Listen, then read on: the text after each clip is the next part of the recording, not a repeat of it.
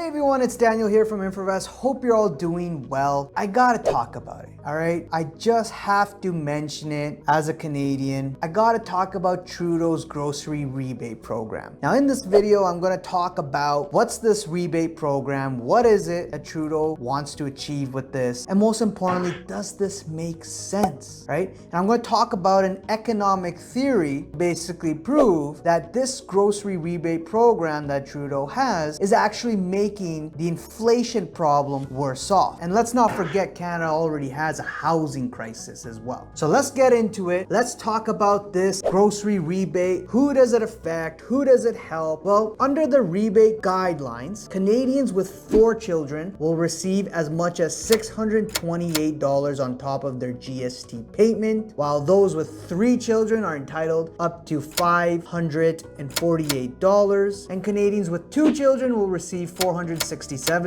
while those with 1 child will get $387. And those without children are entitled $234. So these are for the single Canadians. And yes, seniors will receive about $225. Now this rebate, what is this rebate? This rebate, this grocery rebate is being sold to offset inflation, right? As you've seen, inflation has been rampant and it's crazy and it's going higher and higher. And I mean, it has come down from its peak, but still not at the 2% objective, which a lot of the central banks want out there. Now, this inflation offset, it's supposed to be an offset, which basically declined to 3.4% in May and 4.4% a month earlier. It won't be realistic to make a dent in someone's life because the price of food has gone up drastically. By how much? By 9%. So this little 400, 200 bucks, I mean, let me not say little. I mean, it is definitely helpful for a lot of individuals out there, but it doesn't really make a big dent. Could it be just a political scheme? What is it? I mean, there's so many arguments you could make out there. And a lot of people are upset also with this rebate because it doesn't apply to everybody. It only applies to 11 million Canadians, which makes up about 27-28% of Canada. How so? Well, most Canadians who will get this are basically individuals with incomes of $32,000, or it might be households that make $38,000 or lower. If you make around that amount, then sure, you will get this grocery rebate. Now, it may help temporarily a little bit, but again, like I said, with the high increase in food prices, it's not really going to make much of a dent. In fact, it will cause more problems and it's going to bring in more fuel to already of the fire that's happening, which is this inflation fire, this inflation crisis. It's going to make it worse off. How so will it make it worse off? Well, let's talk about a simple economic theory called the Cantillon effect. So I'm gonna read here the definition. I'll link it in the description for you to read up on it. It's a great article that talks about the Cantillon effect. But it basically says the Cantillon effect describes the uneven effect inflation has on goods and assets in an economy. Since new fiat money is injected into an economy at specific points, it affects are felt by different people and industries at different times. All right. This causes a distortion in relative prices and benefits certain parties while disadvantaging others. When new money is added to the economy, it will naturally rise the price of goods and assets. However, not all prices will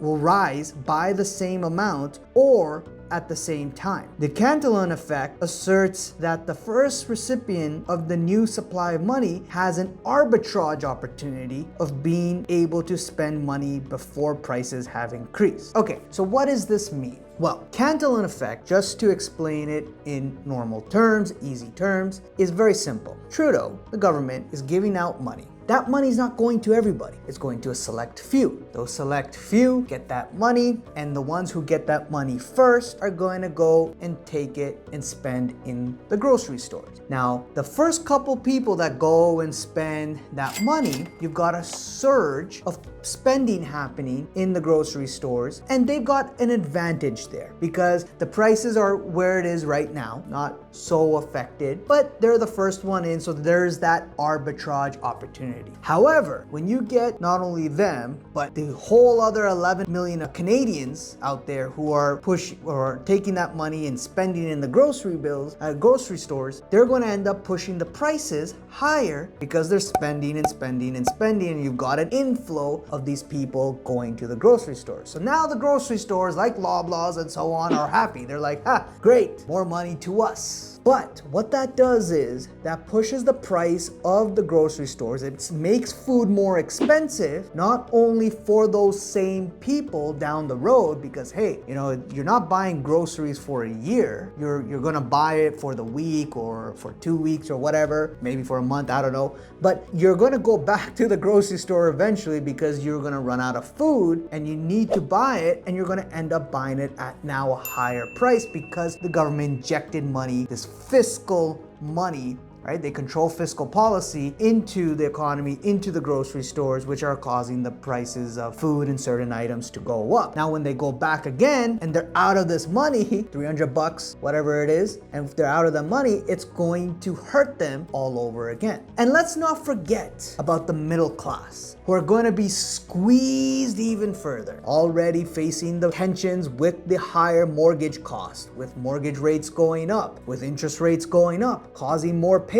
The middle class who doesn't get this rebate are just going to see no opportunity, no arbitrage opportunity, nothing, and are just going to see their grocery bills go up further. And in this Cantillon effect, it causes prices, inflation to go up and makes certain group worse off. And it's just a temporary relief that eventually causes long-term pain, horrible pain down the road. So is this Trudeau grocery rebate actually doing anything? Is it really going to help people? Maybe temporarily. But if the government continues to throw and inject money, it's going to make the central bank's job more difficult. And a lot of people are wondering, hey, what's going on? Bank of Canada is out there. They're hiking rates. They're going forward. Well, because the Bank of Canada and the government are supposed to be legally different entities. They're not supposed to be influenced by each other. Now, since they're two different entities, right? The government's got a different agenda. The central bank's got a different agenda, so the government can continue to spend, adding more fuel to the fire, and the central bank, well, one of their duties are to create price stability. So now when you got price stability as one of your main mandates, well, then you're thinking that, hey, we gotta hike more rates because inflation's not coming down to our target area, and that tends to be around the 2-3%, but they like to hit the 2% if possible. Now, it's like the same thing of me saying that, hey, you've got a big cut here on your arm. Let me try to solve it by giving you this cough syrup. Same thing with the fiscal versus monetary, right? Central banks, they conduct monetary policy, which is adjusting the interest rates and the money supply, versus the government conducts fiscal policy that controls the taxes and spending. So that cut is, let's say, the spending that the government continues to do, and you're trying to fix it with a policy that doesn't really help so much with this cut, right? So this cut, in other words, me feeding you, let's say, cough syrup and saying, hey, let's see if this cut,